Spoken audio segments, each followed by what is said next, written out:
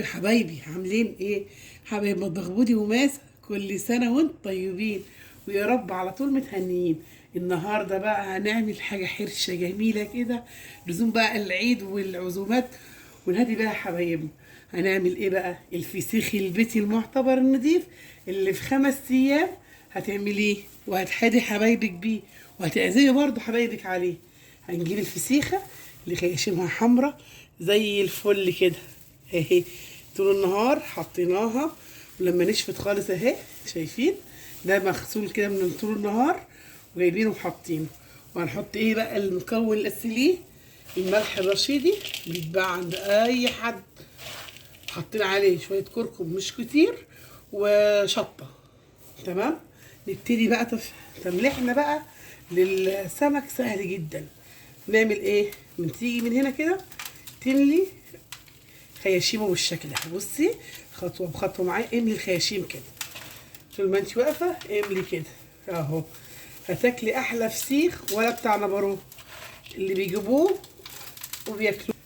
اهم شيء املي الخياشيم بالشكل ده، الملح كده تيجي من عند البق اهو، تفتحي كده بايديكي وتسقطي اكليه ملح، انت اديله ملح اهو، شايفه بالشكل ده كده، احشيه ملح. خلاص، سهل جدا وجميل وهيعجبك وحاجه بيتي ونضيفه. خلصنا اول واحده، نمسك تاني واحده بالشكل ده برضه اهو، شايفين؟ اهم شيء الملح اهو، يحشي كده. انا قبل كده عملته عم بتنضف مع بعض، بس احنا محتاجين ناكله على طول 5 ايام هتاكليه ان شاء الله. واملي البق بالشكل ده كده اهو. خلاص، اكليه ملح زي ما قلت لك، حاجه في بيتك انت عاملاها ومضمونه وعارفه مصدرها ايه اهو. خلاص كده عملنا 2، نعمل التالتة. ناخد الملح كده اهو، كل اللي بيقع مننا احشي بيه كده من عند الخياشيم كده بالشكل ده. هو سهل جدا واقول لك طريقه حفظه ازاي عشان نحفظه مع بعض اهو. املي بالشكل ده كده اهو، شايفين اهو.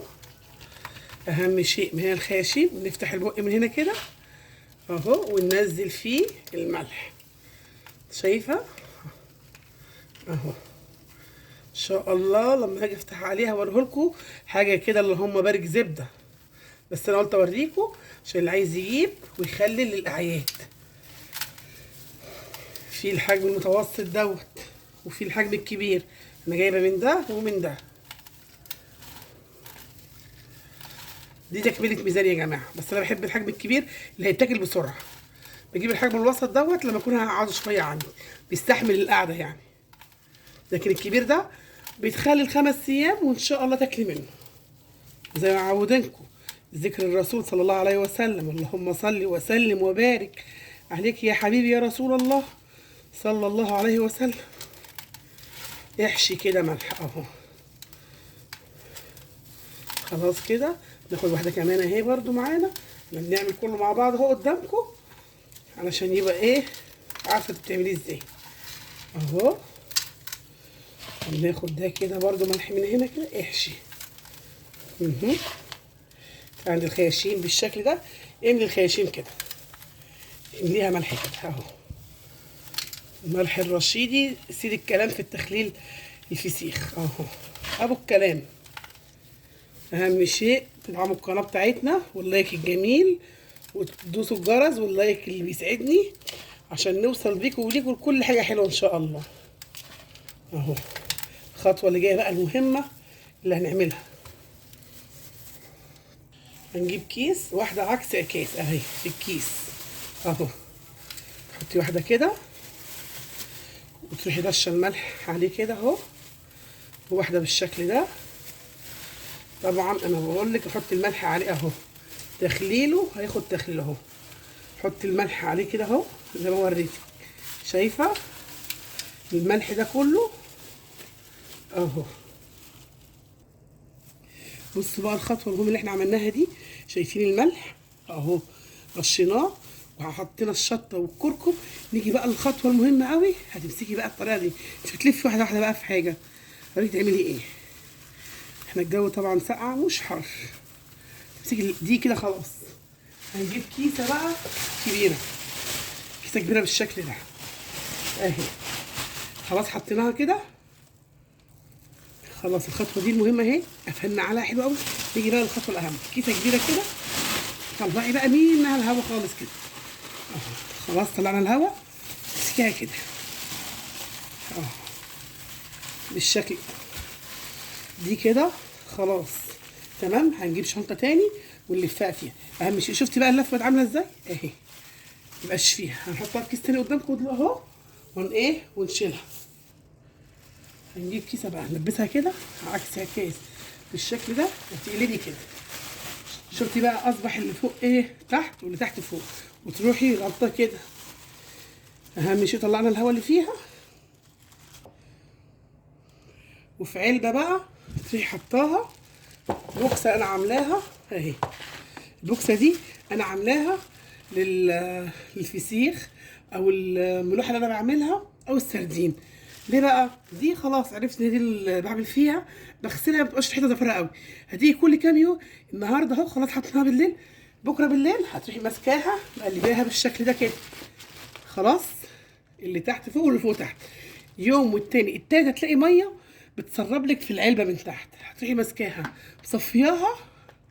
خلاص. وبعد كده بعد ال5 ايام او 6 ايام هتفتحي عليه هتلاقيه احمر وزي الزبده كده معاكي، تاكليه كده من حلاوته ما شاء الله.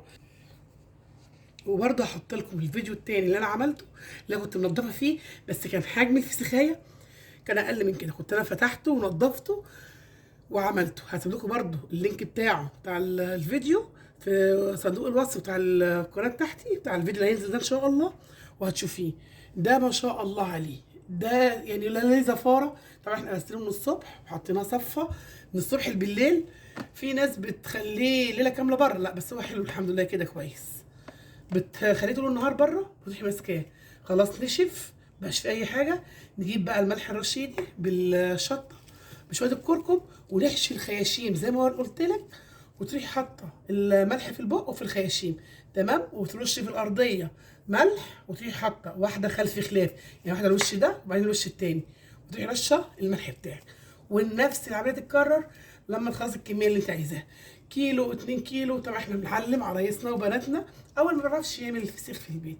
هو سهل ما شاء الله عليه، حاجه كده اللهم بارك، حلو جدا. وهتعزمي عليه وهتوفري برده فيه، ولحبايبك هتهديه. ده بقى يقول لك ايه، بتقولي بقى فسيخ مش عارفه مين ولا مين ولا، ده فسيخ بيتي حاجه نضيفه محترمه. واعزمي عليه بقلب جامد يعني، مع شويه رنجه مع اي حاجه تشوفي هتمشي يومك ازاي. والله يعني حتى لو عايزك تجربي في نص كيلو في واحده حاجه بيتي برده ونضيفه. هو خلاص الفيديو ده بتاعنا النهارده خلص على تخليل الفسيخ. هنستنى بقى الفيديو المهم لما نيجي بقى نفتحه ونوريكم كده بقى حاجه ما شاء الله اللهم بارك. واقول لكم ايه، السلام عليكم ورحمه الله وبركاته. فيديو جديد من مطبخ بودي وماسة.